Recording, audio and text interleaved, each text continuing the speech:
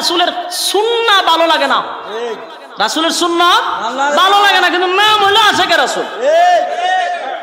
এরারে ওই যে আব্বাস হিসাবে হয় না মাথার মধ্যে আপনার সুবারি তুই খরমদা বাড়ি মারন, এরারে খামই করো। তুই দাবি করস তুই সুন্নি, তোর মুখের মধ্যে রাসূলের সুন্নত নাই কেটে শুনলে, তোর মধ্যে রাসূলের সুন্নত নাই, তোর ফাত থেকে মাথা পর্যন্ত তাকাইলে বোঝা যায় না তুই কোন ধর্মের, নাম দেশ তুই সুন্নি। এই জন্য রাসূলের সুন্নাহ যারা মানে না, আল্লাহর হুকুম যারা মানে না, এরা নামদারি মুসলমান। উমর হত্যা করছে কোন মুসলমানকে নয়, একটা মুনাফিককে।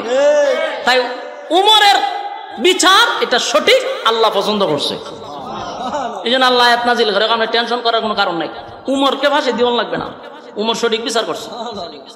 এই জন্য মুনাফিক বড় ভয়ঙ্কর। এখন আসুন মুনাফিকের কিছু পরিচয় দিই, আপনারা কষ্ট হইতেছে।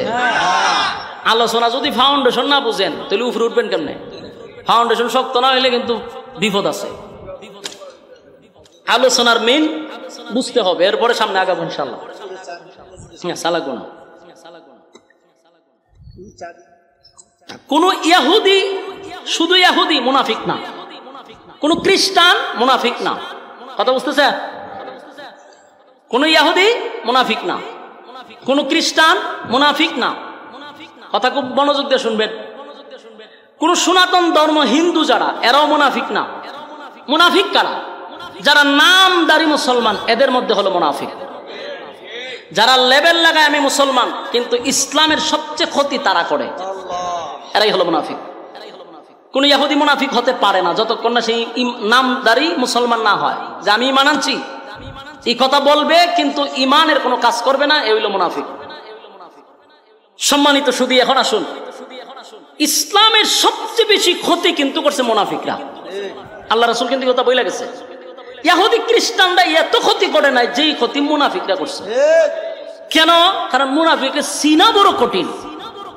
মুনাফিক চিনা কঠিন, আপনি চিনবেন না, কারণ এত আপনার মতো, এত নিজকে আমি কালেমা পড়ছি, এর মুখে দাড়িও আছে, জুব্ব আছে, সব ঠিকঠাক আছে, কিন্তু ভিতরে ভিতরে হুদ্দা শয়তানি। মুনাফিক কি করা যায় না? চিনা যায়।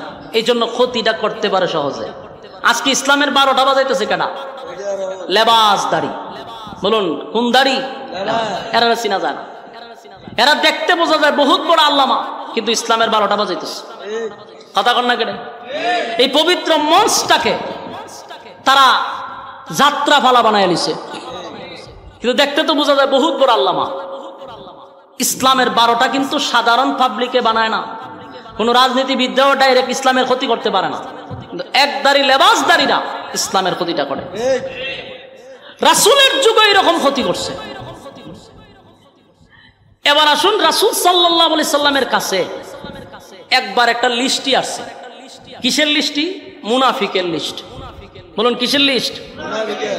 মুনাফিকের লিস্টই আসছে। তা রাসূল লিস্টের দিকে তাকায়া দেখে প্রথম নাম্বার যে নামটা, এই লোকটা রাসূলের ঠিক পিছনে নামাজ পড়ে। আমার কথা কি বুঝতেছে? যিনি মুনাফিকের 1 নাম্বার সর্দার, এই লোকটা নামাজ পড়ে কার পিছনে? ঠিক একেবারে রাসূলের পিছনে।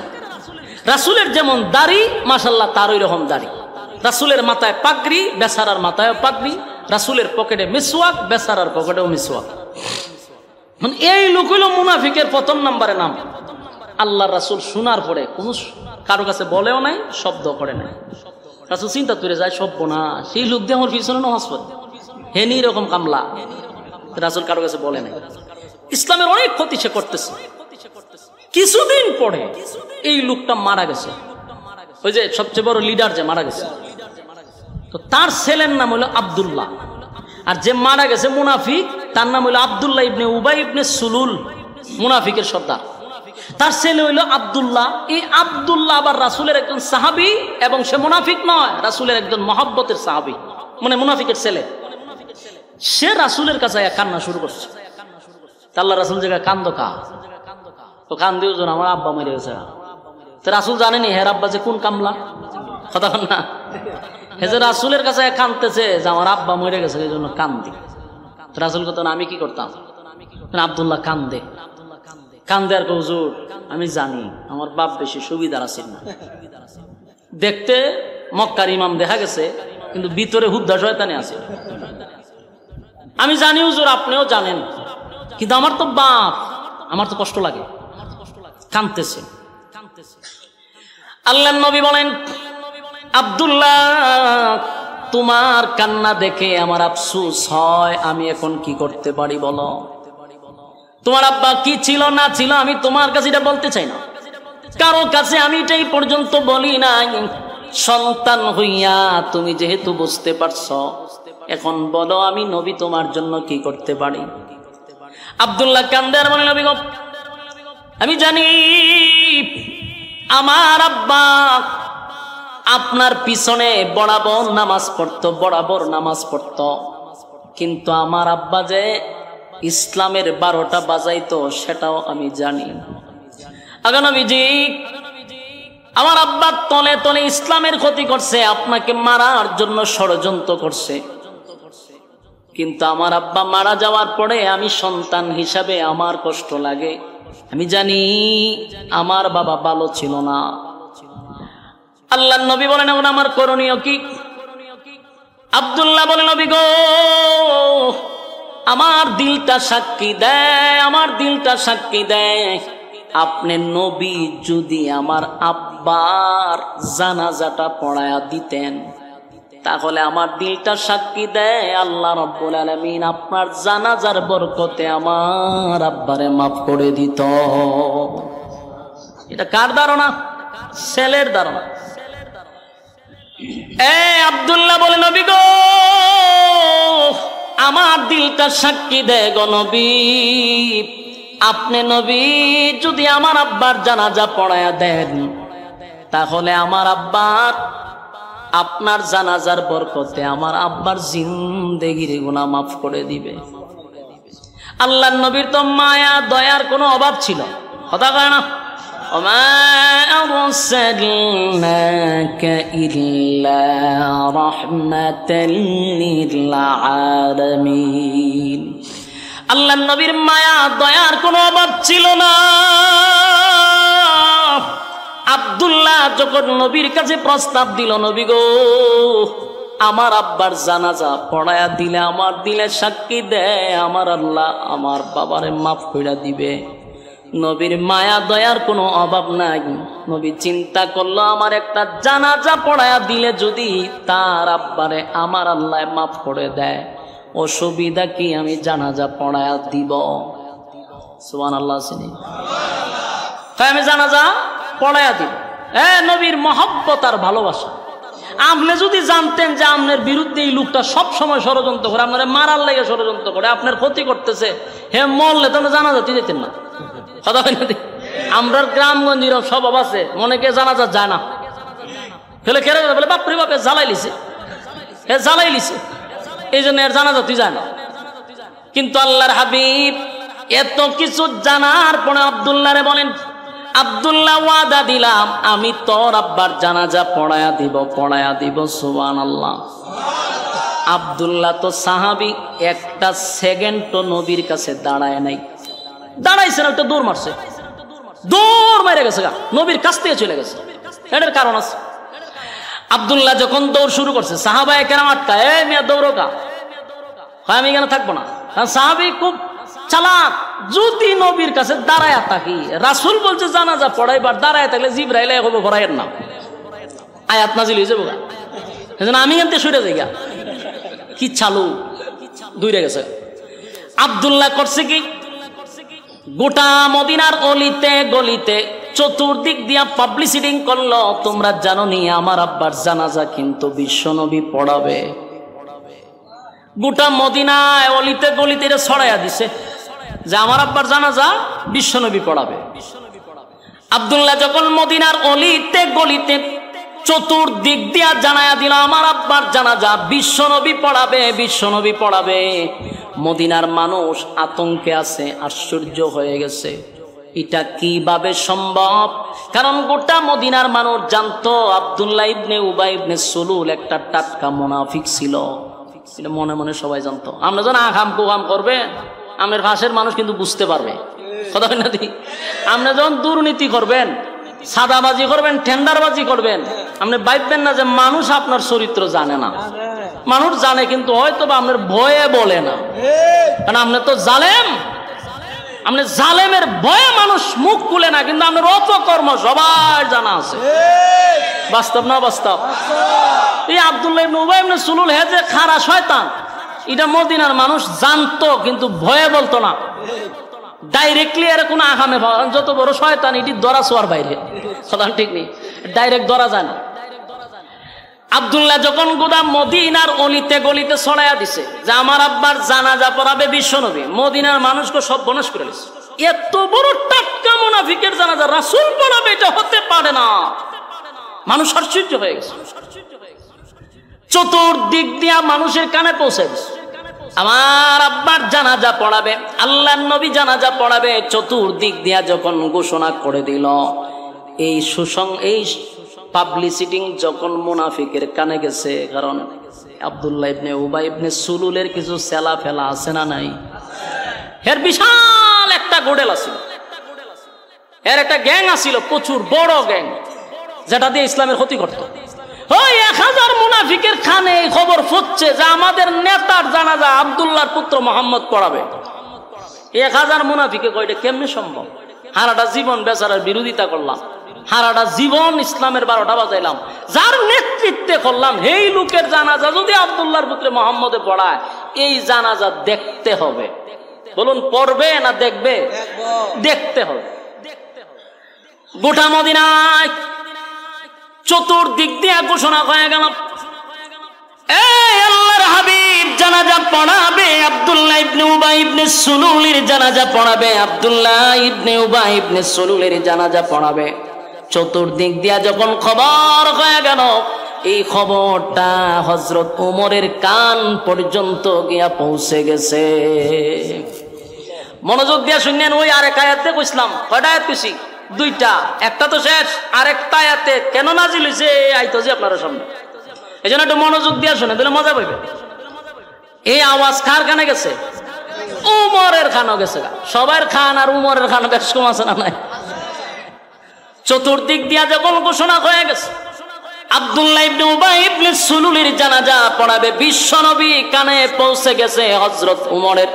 হযরত ওমরের মেজাজটা গরম হয়ে গেছে, এটা কোনোভাবেই সম্ভব হবে না।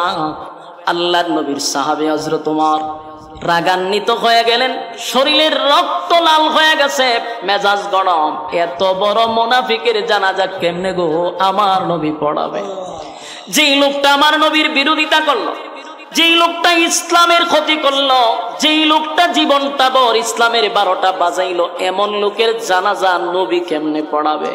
চতুর্দিক দিয়া মানুষের আনা গনা শুরু হয়ে গেছে, কারণ জানাজা পড়াবে বিশ্ব নবী। নবী জানাজা পড়াবে, এই জন্য মানুষের আনাগোনা কম না বেশি? মানুষের আনাগোনা বেশি। আল্লাহর নবী জানাজা পড়াবে, এই জন্য চতুর্দিক দিয়া মানুষের আনাগোনা শুরু হয়ে গেল। সাথে হযরত ওমরের কান পর্যন্ত আওয়াজ পৌঁছে গেল। অন্যদিকে 1000 মুনাফিকরাও জানাজার মাঠের চতুর্দিক দিয়া তারা ঘুরতেছে, জানাজা দেখার জন্য, পড়ার জন্য না। সাহাবায়ে কেরামরা জানাজার মাঠে উপস্থিত হইয়া আল্লাহর নবীর সামনে দাঁড়াইয়া কথা বলার সাহস নাই গো। কেমনে রে? এই মুহূর্তে নবীরে বলি যে নবী গো, এই লোকটা মুনাফিক ছিল, আপনি নবী হইয়া এত বড় মুনাফিকের জানাজা আপনি পড়ায়েন না, এই কথাটা কে বলবে? এমন সাহস কোন সাহাবীর কলিজায় নাই। নবীর সামনে দাঁড়ায়া নবীরে বলবে। সাহাবীরা আতঙ্কে ছিল, কোথায় রে হযরত ওমর কোথায়? আজকের এই দিনে নবীরে একমাত্র ওমরই বলতে পারবে, ওমরে আটকাইতে পারবে। চতুর্দিকে তাকায়া দেখে হযরত ওমর জানাজার মাঠের ভিতরে প্রবেশ করিয়া কোনো দিকে তাকাইলেন না, ডাইরেক্ট নবীর সামনে গিয়া হাজির হয়ে গেছে। নবীর সামনে দাঁড়াইয়া হযরত ওমরেরও সাহস হয় না নবীরে বলবে যে আপনি জানাজা পড়ায়েন না। কথা কি বুঝতেছেন? খলিফাতুল মুসলিমিন ওমর এই নবীর সামনে দাঁড়াইয়া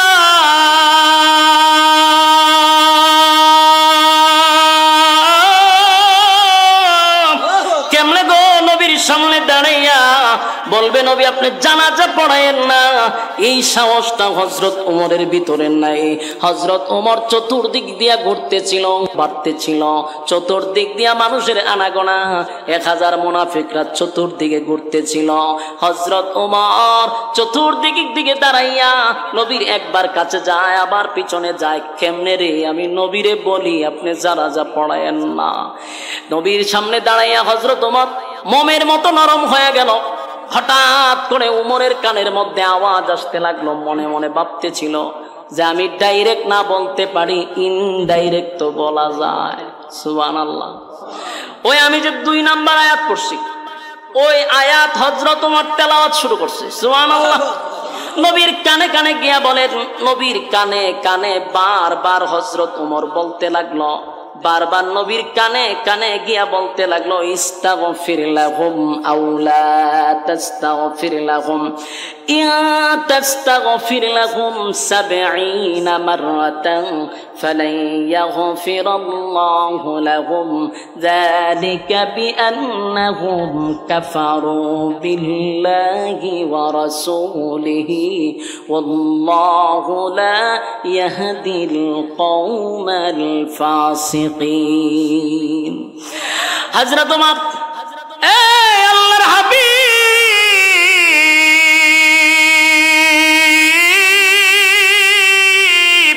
পয়গম্বরের কানে কানে কানে কানে বারবার আয়াতগুলি পড়তে লাগলো।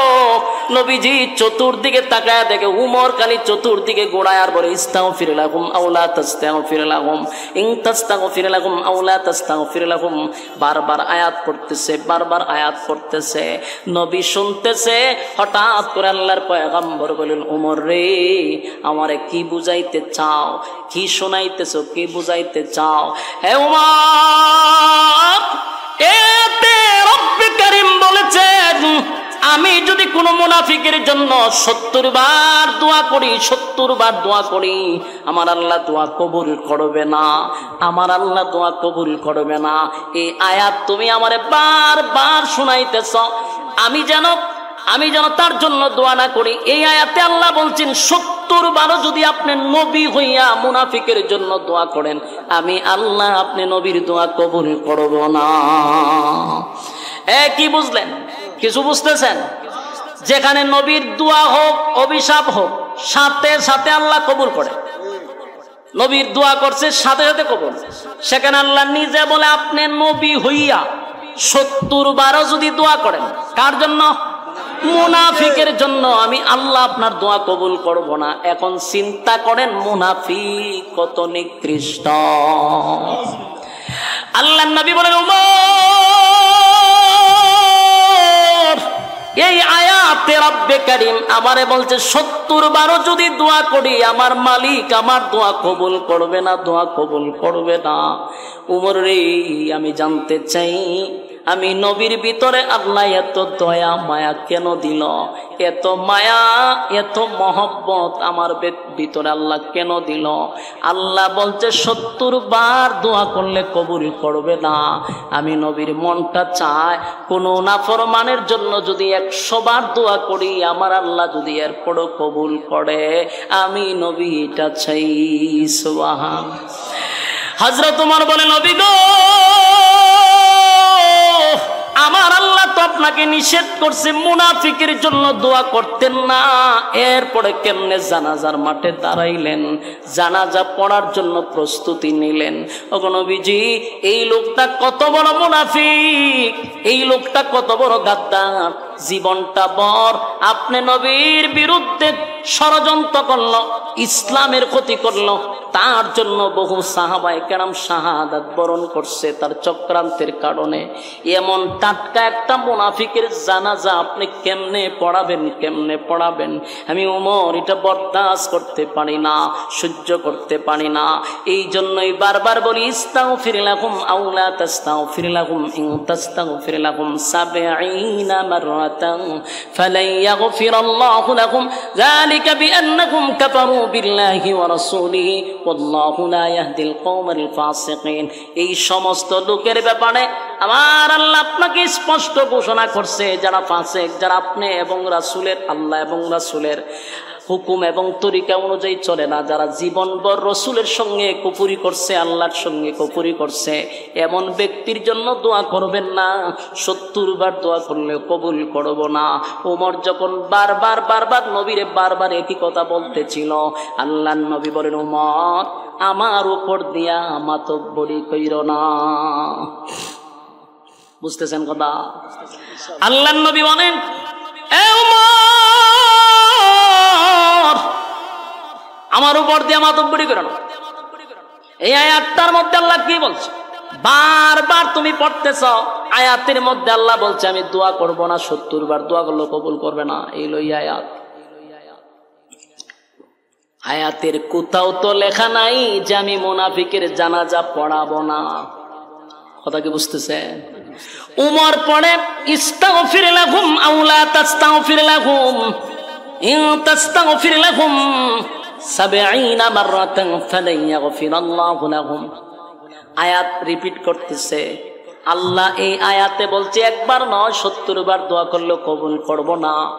কিন্তু নবী বলেন এই আয়াতের কোথাও নামাজের কথা নিষেধ নাই, তাই আমি নামাজ পড়াবো।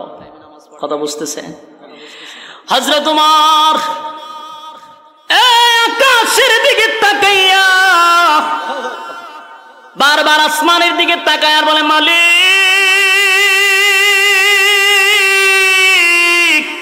কেমনে গো, নবীর সামনে আমি 2 বার 3 বার রিপিট করার পর নবী বলে জানাজা পড়াবে, জানাজা পড়াবে। ঠিকই তো দেখা যায় এই আয়াতের কোথাও নামাজের কোনো নিষেধ নাই। এই আয়াতের কোথাও মুনাফিকের জানাজার ব্যাপারে আল্লাহ নিষেধ নাই। আসমানের দিকে তাকাইয়া উমর বলে, মালিক নামাজের আয়াতটা আপনি নাজিল কইরা দেন। সুবহানাল্লাহ। হযরত উমর আসমানের দিকে তাকাইয়া বারবার বলে, মালিক মুনাজাতের কথা নিষেধ করলেন, আল্লাহ আপনি জানাজার নামাজের কথা নিষেধ করে দেন গো। নামাজের কথা যদি নিষেধ করে দিতেন আমার নবী তো নামাজ পড়াইতো না, কিন্তু মুনাফিকের জানাজা পড়াবে আমি উমর বরদাস্ত করতে পারতেছি না। প্রত্যেকটা সাহাবীর চোখে পানি, কারণ এত বড় টাটকা মুনাফিকের জানাজা নবী পড়াবে, কোন সাহাবী ওটা মেনে নিতে পারতেছে না। নবীর সামনে দাঁড়াইয়া কথা বলার সাহসও পাইতেছে না। আল্লাহর নবীর সাহাবী হযরত ওমর আসমানের দিকে তাকায়, অন্যদিকে নবী সবাইরে চমকায়া দিলেন, অবাক করে দিলেন। আল্লাহর পয়গম্বর আব্দুল্লাহ ইবনে উবাই ইবনে সুলুল মুনাফিকের সর্দারের সামনে, লাশের সামনে নবী দাঁড়াইছে, দাঁড়াইয়া মুখ থেকে একটু তুতু বাইর করছে। নবীজির মুখের তুতু আব্দুল্লাহ ইবনে উবাই ইবনে সুলুল মুনাফিকের মুখে নবীর তুতু লাগাইয়া দিছে। সুবহানাল্লাহ। কার তুতু?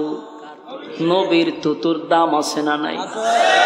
আল্লাহর নবীর মুখের তুতু নিয়া মুনাফিকের মুখে লাগাইয়া নবী বলেন, আব্দুল্লাহ রে তোর আব্বার মুখে আমি নবীর তুতু লাগাইয়া দিছি। কেন জানোস নি? আমি চাই আমার তুতুর বরকতে তোর আব্বারে আমার আল্লাহ যেন মাফ করে দেয়। এ আমার নবীর কত মায়া, নবীর মুখের তুতু লাগাইয়া দিল। সাহাবায়ে কেরাম আশ্চর্য হয়ে গেল, হায়রে এত বড় টাটকা মুনাফিকের মুখে নবী তুতু লাগাইয়া দিছে। আশ্চর্য হয়ে গেছে। অন্যদিকে উমর শুধু বারবার আসমানের দিকে তাকায় বলে, আল্লাহ আয়াত নাজিল করেন, আয়াত নাজিল করেন, জানাজাটা যেন আটকা পড়ে যায়। কিন্তু নবী আরো আশ্চর্য করে দিল। নবী মানুষ যারা ছিল তারা সবাই অবাক হয়ে গেছে। আল্লাহ নবীর নিজের শরীরের জুব্বাটা খুলে ফেলছে। সুবহানাল্লাহ। নবীর জুব্বাটা খুলে, আল্লাহর পয়গম্বর জুব্বাটা খুলে মুনাফিককে কাপন স্বরূপ নবীর জুব্বা পড়ায়া দিছে। সুবহানাল্লাহ। হ্যাঁ জোরে বলেন আল্লাহু আকবার। নবীর জুব্বার দাম আছে না নাই? সমস্ত সাহাবীরা মুনাফিক যারা ছিল 1000, ইয়াদ আছে নি? ফরতায় যেনা দেখতে হয়েছে 1000 মুনাফিক তাকায় আছে। নবীর জুব্বা খুলে ফেলছে।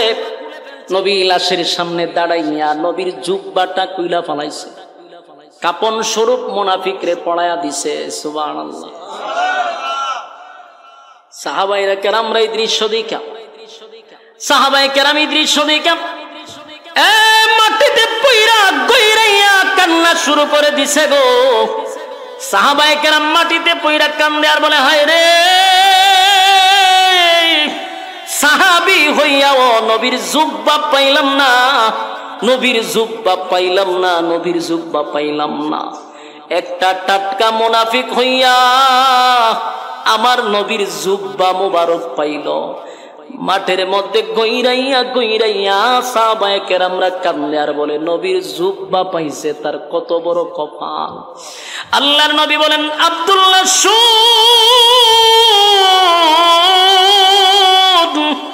তোর আব্বারে আমার জুব্বা কেন পরাইলাম জানোস নি? কেন পড়াইছি, কেন পড়াইছি? হে আব্দুল্লাহ শুন, বদরের যুদ্ধে আমার চাচা শহীদ হইছে। বদরের যুদ্ধে যখন আমার চাচা শহীদ হয়ে গেল, সাহাবায়ে কেরাম শহীদ হইছে, সাহাবীদেরকে যে কাফন দাফন করব, তাদেরকে যে দাফন করব, শরীরে কাফন পরানোর মতো কোনো কাপড় নাই। অসংখ্য সাহাবীদের শরীর থেকে জুব্বা কুলে কুলে এক একজন সাহাবীকে পড়ায়া দিছে। কিন্তু আমার চাচা ছিল মোটা, স্বাস্থ্যবান, যার তার কাপড় আমার চাচার পরিধানে লাগে না। আব্দুল্লাহ রে, সেদিন তোর আব্বা চোখ শরমে লজ্জায় হোক নিজের জুব্বাটা খুইলা আমার চাচারে কাপন স্বরূপ পড়ায়া দিছে। জুড়ে কোন সুবহানাল্লাহ। এ আব্দুল্লাহ,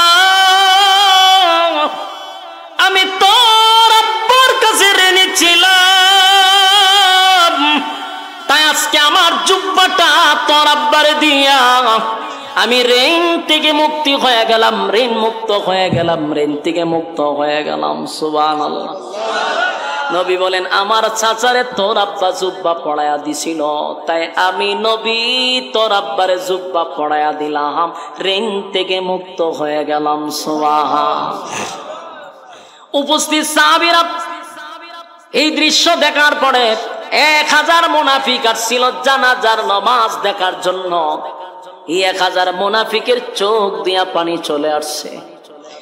1000 মুনাফিক কান্দে আর বলে, জীবন বরকার জন্য যুদ্ধ করলাম, জীবনটা বরকার বিরোধিতা করলাম, কারে মারার জন্য এত প্ল্যান করলাম, যেই নেতার নেতৃত্বে আব্দুল্লাহর পুত্র মুহাম্মদের বিরুদ্ধে ষড়যন্ত্র করলাম, আজকে সেই আব্দুল্লাহর পুত্র মুহাম্মদ আমাদের নেতারে নিজের জুব্বা পড়ায়া দেয়, নিজের মুখের তুথু আমার নেতার মুখে লাগায়া দেয়।